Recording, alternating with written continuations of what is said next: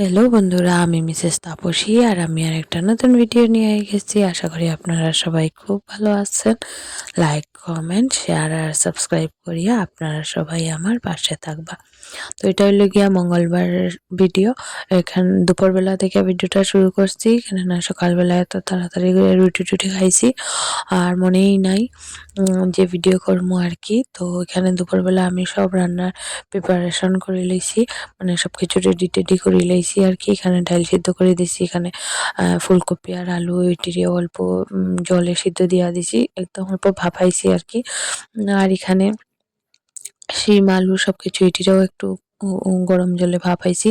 আর এখানে অল্প কিছুটা পরিমাণ কি জানি কয় শাক ধুইয়া রাখছি, সরি নামটা ভুলে গেছি। আর এখানে আছে শুধু 2 পিসই মাছ। তো ভাবলাম আজকে 2 পিস মাছ দিয়ে একটা তরকারি রান্না করি। এটা আমার শাশুড়ি মা আমারে শিখাইছেন যে 2 পিস মাছ থাকলে কেমনে মানে 2-3 জন, 2 জন না মানে 3-4 জনের বুঝে রান্না করা যায়। তো এই রান্নাটা খাইতেও অনেক বেশি স্বাদ হয় আর মানে অল্প মাছে অনেক সুন্দরভাবে হয়ে যায় আর কি। তো ভাবলাম এত সুন্দর মানে রান্নাটা তো আপনার লগেও একটু শেয়ার করি আর কি।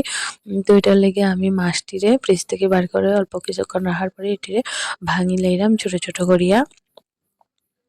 এটিরে ছোট ছোট করিয়া ভাঙিয়াই মাছটিরে রান্না করতে লাগে আর কি। তো যার কারণে আমি এখানে ছোট ছোট করিয়া ভাঙি লইলাম। আর ইচ্ছা হলে ভাজাও খাওয়া যায়, কিন্তু তোমার এই ঠান্ডার সিজনে মাছের এই তরকারিটা খুব ভালো হয়, যার কারণে ভাবলাম যে একটু রান্নাই করিলে আজকে, যেহেতু ঠান্ডা শুরু হয়ে গেছে। তো ঠান্ডা গেলে আবার এই জিনিসটা হইতো না, তো যার কারণে ঠান্ডা থাকতে থাকতেই করতে লাগবো। তো এখানে আমি মাছটি ভাঙিয়া রাখিয়া সাইরা তারপরে এদিকে এখানে আমি ফুলকপি আর আলুর তরকারিটা বানাই লিলাম।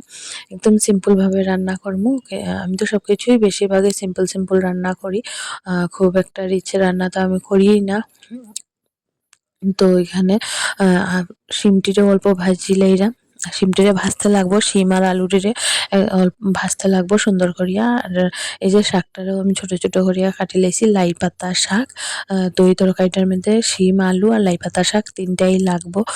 তো লাই পাতাটি অনেক ভালো আসিল, অনেক সুন্দর আসিল। তো এটিরেও সুন্দর করে কাটি লাইছি। এখানে লাল লাল কেন লাগে জানি না, পুরো পাতাটি সবুজ আসিল, খুব সুন্দর আসিল। তো এখানে আমার শিম ভাজা কমপ্লিট। তো শিমটিরে সুন্দর করে ভাজি লিয়েছি, শিম আলুটিরে। তো এখন এটিরে উঠাইয়া রাখা দিমু।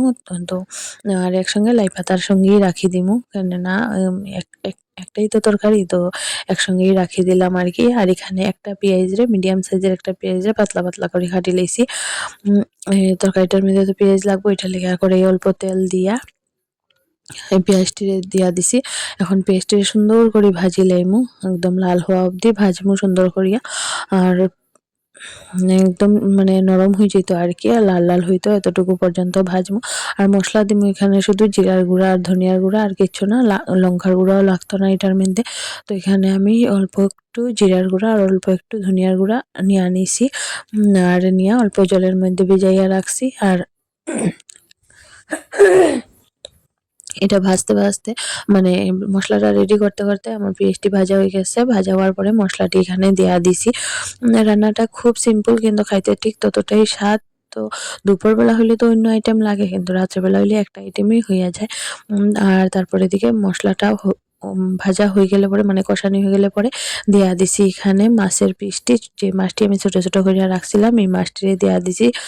দিয়া সেটা যেটি মনে হইলো যে একটু বড় রইছে পিস, এটিরে আবার অল্প একটু খুন্তি দিয়া ভাঙিয়া দিলাম। কেননা মাছের পিসটি একটু মানে খুব একটা বড় না, একদম ছোট ছোটই হইতো আর কি। যার কারণে যেটি ভাঙছি না এটি ভাঙিয়া দিলাম আবার। মাছটারে 1 মিনিটের মতো ভাজার পরে দিয়া দিলাম এখানে শিম, আলু আর এই যে পাতাটি সবকিছু একসঙ্গে দিয়া দিলাম। দিয়া সেরে এখন খুব সুন্দর করিয়া 2-3 মিনিট লাগাইয়া সুন্দর করিয়া কষাইমু, যতক্ষণ পর্যন্ত পাতাটি একদম নরম হয়ে যাইতো না ততক্ষণ পর্যন্ত এটিরে সুন্দর করিয়া কষাইমু। তো যত ভালো মতো কষানি হইব তরকারিটা ঠিক ততটাই স্বাদ হইব। এই তরকারি বলিয়া না, সব তরকারি যত সুন্দর করিয়া কষানি হয় এত সুন্দরভাবে মানে তরকারিটা ভালো হয় আর কি। তো এখানে তরকারিটা যখন মানে কষাইলাম তখন দিয়া দিলাম হইল গিয়া নুন আর হলুদ গুঁড়া। এই তরকারির মধ্যে লঙ্কার গুঁড়া একদমই লাগতো না, খুব বেশি মশলাও লাগতো না। যদি কেউ সরষে বাটা খান তাইলে সরষে বাটা দিয়া করতে পারেন, সরষে বাটা দিয়েও খুব ভালো লাগে তরকারিটা খাইতে। তো আমি এখানে সরষে বাটা দিছি না, মানে পাতলা পাতলা হইলে প্রতিদেব ভালো খায়, যার কারণে এখানে আমি জিরার গুঁড়া দিয়ে করছি। জিরার গুঁড়া দিয়েও খুব দুর্দান্ত হয়, সরষে বাটা দিয়েও খুব ভালো হয়। তো যেটা আপনারা ইচ্ছা এটা দিয়ে করতে পারেন। তো এখানে সুন্দরভাবে আমি অনেকটা মিডিয়াম আছে অনেক সুন্দর করে কষাইলাম আর কি, একটু সময় নিয়া। আর যেকোনো রান্নাই হোক একটু সময় নিয়ে রান্না করলেই বেশি ভালো হয়। আর এই লাই পাতাটা দিতে দিতে মনে হইলো আমি তখন কলেজে পড়ি। তো মা একদিন এরকম মানে লাই পাতার তরকারি রাখিয়া মানে কড়াইয়ের মধ্যে রাখিয়া গেছিলা, কইছিলা একটু নাড়াচাড়া দিয়া তারপরে একটু জল দিয়া দিতাম, বাটির মধ্যে জল রাখছেন। তো আমি একটা ছোট বাটিতে মা লাই পাতার জল রাখছিল, আর আমি তো ভাবছি যে মানে লাই পাতাটিরে তো ডুবাইয়া দিতে লাগবো। তো আমি একটা বড় বাটি দিয়া জল আনিয়া দিয়া দিছিলাম আর কি। হুম, লাই পাতাটিরে ডুবানির লেগে। এই লাই পাতাটি তো আর ডুবে না। আর আমি কলেজে উঠছি পরেও মানে আমি রান্না-টান্না একদমই পারতাম না। যার কারণে আমার আইডিয়া ছিল না যে পাতা কোনো সময় ডুবে না। মানে অল্প, অল্প কইরা জল দিতে লাগে আরকি।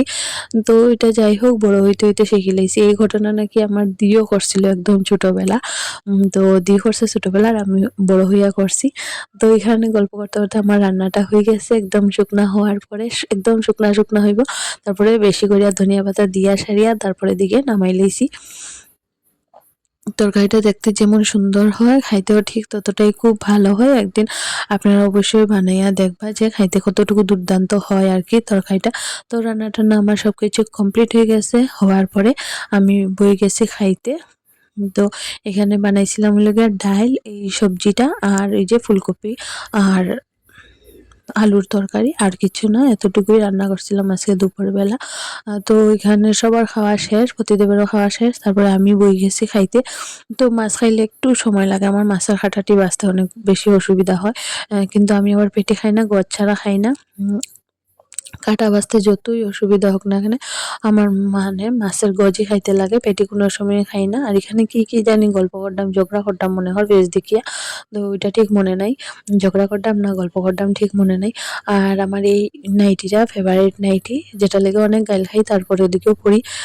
নাইটিটা পড়তে খুব ভালো লাগে আর দেখতে একদম মানে কাজের মহিলা, সরি সরি, মানে হ্যাঁ কি কইতাম, খুব বিশ্রী লাগে দেখতে। তো যেরকমই লাগুক কিছু করার নাই, কাজটা সারাদিন করি, সেহেতু তো ওইরকমই লাগবো আমারে। তারপর থেকে ভাতটা খাওয়া শেষ করে লাইছিলাম, খাওয়ার পর এটা সন্ধ্যার সময়ের ভিডিও। সন্ধ্যার সময় ভাবলাম আজকে একটু নেল পলিশ দিই, অনেক দিন হয়েছে দেই না। তো দিছি, তো তখন প্রতিদেব আইছে, তো বললাম আজকের মুড়িটা তুমিই মাখবা। তো কইলো আচ্ছা ঠিক আছে মাখবো। কইয়া সারি এখানে মুড়ি লইলো আর ডালমুট নিয়ে সারিয়া মাখাইয়া রাখি দিছে। এটার মধ্যে যে পেঁয়াজ লাগবো, তারপরে তোমার তেল লাগবো, কোনো কিছু দেওয়ার কোনো দরকার নাই।